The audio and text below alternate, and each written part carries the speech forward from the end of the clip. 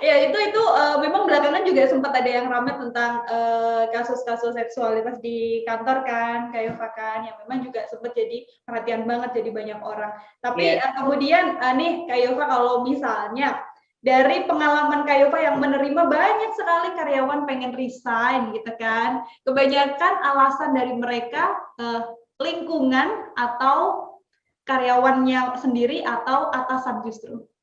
Atasan. Wah, Itu paling banyak.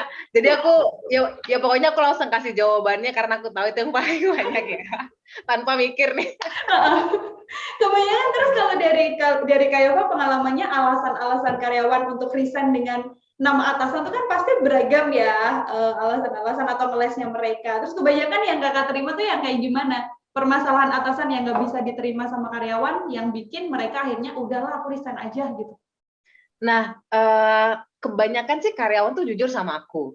Hmm. Karena aku basically dimanapun aku bekerja, aku pasti punya hubungan yang baik dan personal. Jadi mereka itu ngomong sama aku, mereka bisa menganggap aku itu nggak sebagai HR tapi sebagai Yova, nggak Ah. sebagai human resources gitu. Itu yang memang salah satu strong point dari aku selama aku di human resources gitu. Aku kalau punya hubungan sama karyawan itu bisa personal banget. Gitu. Jadi mereka nyaman. Nah, mereka itu kebanyakan akan datang ke officeku, kemudian mereka akan curhat, akan cerita, aku pengen resign, aku udah nggak tahan lagi.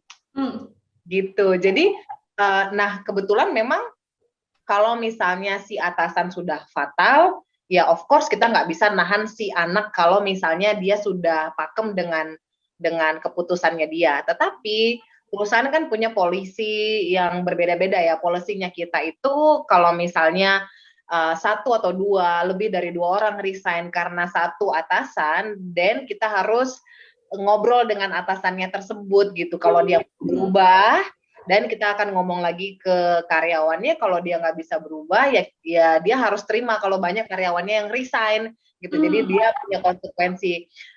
Tetapi apapun yang kita sampaikan ke karyawan, kalau dia sudah oke dengan dia punya decision, apapun yang kita lakukan, pokoknya dia mau resign, ya kita harus let go dia gitu. Jadi aku nggak pernah, mungkin aku 1-2 orang yang pernah aku tahan-tahan gitu ya.